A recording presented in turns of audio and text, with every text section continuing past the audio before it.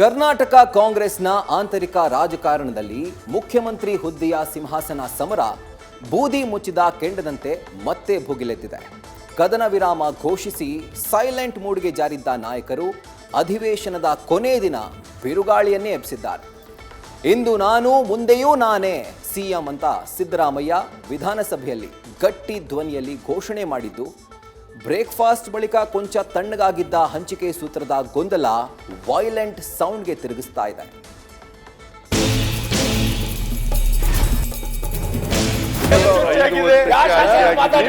ನೀವು 2.5 ವರ್ಷದ ಮುಖ್ಯಮಂತ್ರಿ ಅಂತ ನಾವು ಬಯಸ್ತಾ ಇಲ್ಲ, ವಿರೋಧ ಪಕ್ಷದವರು ನಿಮ್ಮ ಹೈಕಮಾಂಡ್ ಬಯಸ್ತಾ ಇದ್ರು, ನಿಮ್ಮ ಶಾಸಕರು ಬಯಸ್ತಾ ಇದಾರೋ. 2.5 ವರ್ಷ ಅಂತ ಇಲ್ಲ, ಬರಬೇಡಿ.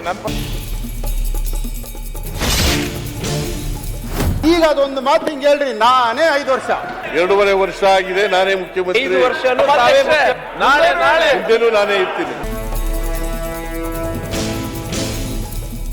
ಡೇಟ್ಗಳು ಬಂದ್ವು, ಡೇಟ್ಗಳು ಹೋದ್ವು. ಆದ್ರೆ ಸಿದ್ದು ಚೇರ್ಗೆ ಎಕ್ಸ್ಪೈರಿ ಅನ್ನೋದೇ ಇಲ್ಲ. ಡಿಕೆಶಿ ಬಣ ಕಾದು ನೋಡಿ ಕಥನಕ್ಕೆ ಸೀಮಿತವಾಗ್ತಿದ್ರೆ, ಕದನ ಗೆದ್ದು ಸಿಂಹಾಸನ ವಿರಾಜಮಾನರಾದ ಸಿದ್ದು ಮತ್ತೆ ಪೂರ್ಣಾವಧಿಯ ದಾಳವನ್ನ ಹಿಂದೆಂದಿಗಿಂತ ಪ್ರಬಲವಾಗಿಯೇ ಉರುಳಿಸಿದ್ದಾರೆ.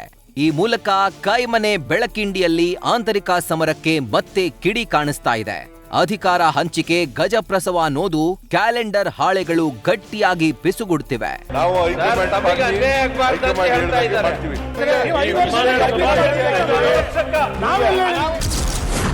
ಪಂಚವರ್ಷದ ಅರಸೊತ್ತಿಗೆ ಫೈನಲ್ ಬ್ಯಾಟಲ್ಗಿಳಿದ ಸಿದ್ದು 2.5 ವರ್ಷಕ್ಕೆ ಒಪ್ಪಂದವೇ ಆಗಿಲ್ಲ. ಸಿಎಂ ಸ್ಪಷ್ಟ ನುಡಿ. 2.5 ವರ್ಷ ಆಗಿದೆ, ನಾನೇ ಮುಖ್ಯಮಂತ್ರಿ. 5 ವರ್ಷನೂ ಬೆಳಗಾವಿಯ ಚಳಿಗಾಲ ಅಧಿವೇಶನದ ಮೂಲಕವೇ ಅಹಿಂದ ಸಾಮ್ರಾಟ ಸಿದ್ದರಾಮಯ್ಯ ಒಪ್ಪಂದವನ್ನೇ ಅನುಮಾನಕ್ಕೆ ತಳ್ಳಿದ್ದಾರೆ. ಪಂಚವರ್ಷದ ಅರಸೊತ್ತಿಗೆ ಬಗ್ಗೆ ಮೌನ ಮುರಿದ ಸಿದ್ದು ಬಿಜೆಪಿ ಕೆಣಕಿದ ಮಾತುಗಳಿಗೆ ದಶ ದಿಕ್ಕುಗಳಲ್ಲಿ ಹರಡಿದ ವೈರಿ ಪಡೆಗೆ ಸುದ್ದಿ ಕಳಿಸಿದ್ದಾರೆ. 2.5 ವರ್ಷಕ್ಕೆ ಬದಲಾವಣೆ ಬಗ್ಗೆ ಪ್ರಸ್ತಾಪವೇ ಆಗಿಲ್ಲ. 5 ವರ್ಷಕ್ಕೂ ನಾನೇ ಸಿಎಂ ಅಂತ ಸಿದ್ದರಾಮಯ್ಯ ಸ್ಪಷ್ಟವಾಗಿ ಹೇಳಿದ್ದಾರೆ. ಹೈಕಮಾಂಡ್ ನನ್ನ ಪರವಾಗಿದೆ ಅಂತ ಡಿಕೆ ಕ್ಯಾಂಪ್ಗೆ ಚಮಕ್ ಕೊಟ್ಟಿದ್ದಾರೆ.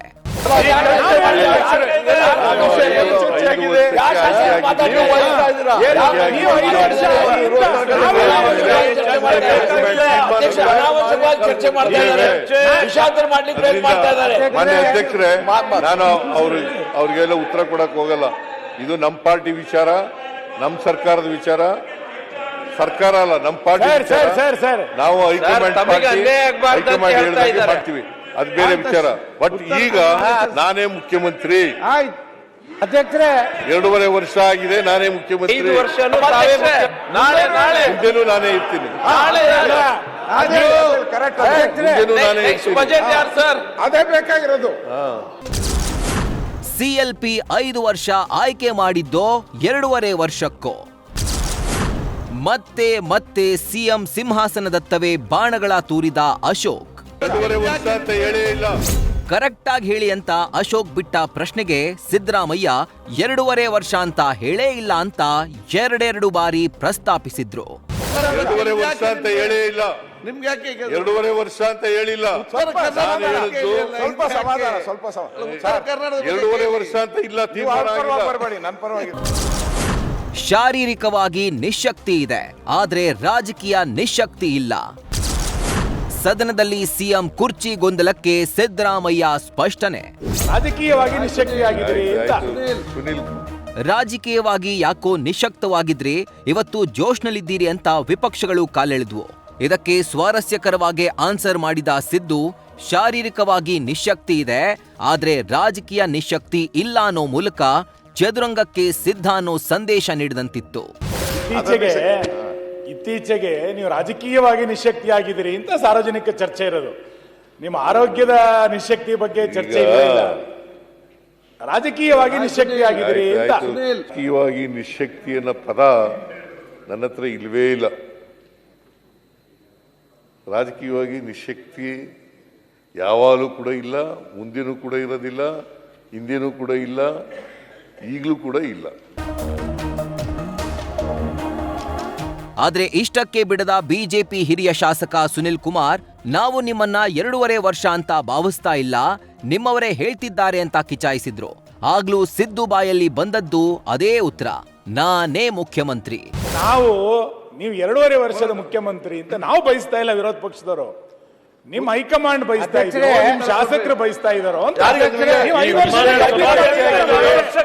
ನೀವು ಉತ್ತರ ಕರ್ನಾಟಕದ ಬಗ್ಗೆ ಇವತ್ತೆಲ್ಲ ಇದು ಅನೌನ್ಸ್ ಮಾಡ್ತಿರಲ್ಲ, ಈಗ ಇದನ್ನ ಅನುಷ್ಠಾನಕ್ಕೆ ತರಕ್ಕೂ ನೀವೇ ಇರ್ಬೇಕು ಅಂತ ಅಷ್ಟೇ.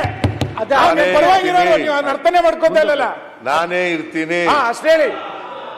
ಈಗ ತಿರುಗಿ ನೋಡ್ತೀರಿ. ತೋಳು ತಟ್ಟಿ ನಾನೇ 5 ವರ್ಷವೆಂದು ಘೋಷಿಸಿ ಸಿದ್ದುಗೆ ಸವಾಲ್ ಹಾಕಿ ಮಜಾ ನೋಡಿದ ಮುನಿರತ್ನ. ಈಗ ಅದೊಂದು ಮಾತು ಹೇಳ್ರಿ, ನಾನೇ 5 ವರ್ಷ. ಇದೇ ಜಾಗದಲ್ಲಿ ನಿಮ್ಮನ್ನ ಏನಾದ್ರೂ ಕೆರಳಿಸಿದ್ರೆ ತೋಳು ತಟ್ಟಿ ನಾನೇ ಎಂದು ಹೇಳ್ತಾ ಇದ್ರಿ. ಈಗ ಒಮ್ಮೆ ತೋಳು ತಟ್ಟಿ ನಾನೇ 5 ವರ್ಷ ಸಿಎಂ ಎಂದು ಹೇಳಿ ಅಂತ ಮುನಿರತ್ನ ಕುರುಕ್ಷೇತ್ರಕ್ಕೆ ರಂಗಪ್ರವೇಶ ಮಾಡಿದ್ರು. ಈ ಮೂಲಕ ರಾಜಕೀಯ ವಿರೋಧಿ ಡಿಸಿಎಂ ಡಿಕೆಶಿಗೆ ಟಾಂಗ್ ನೀಡಿದ್ರು. ಇದೇ ಜಾಗದಲ್ಲಿ ತಮ್ಮನ್ನೇನಾರು ಕೆರಳಿಸಿದ್ರೆ ಹಿಂಗ್ ಹೊಡೆದ್ಬಿಟ್ಟು ನಾನೇ ಅಂತ ಇದ್ರಿ. ಈಗ ಅದೊಂದು ಮಾತು ಹೇಳ್ರಿ, ನಾನೇ 5 ವರ್ಷ. ಒಂದೇ ಒಂದ್ಸಾರಿ ಇದ್ರ ನೋಡ್ಬೇಕು.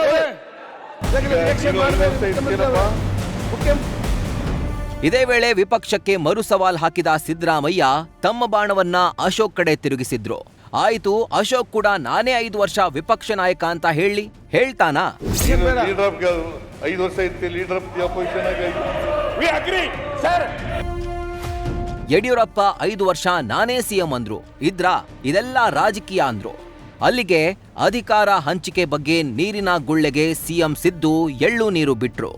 ಸಿದ್ದು ಆಡಿದ ಮಾತುಗಳು ಜನವರಿಯ ಕತೆ ಹೆಣೆಯುತ್ತಿದ್ದ ಡಿಕೆಶಿ ಕ್ಯಾಂಪ್ನ ನಿದ್ದೆಯನ್ನಂತೂ ಭಂಗ ಮಾಡಿದೆ.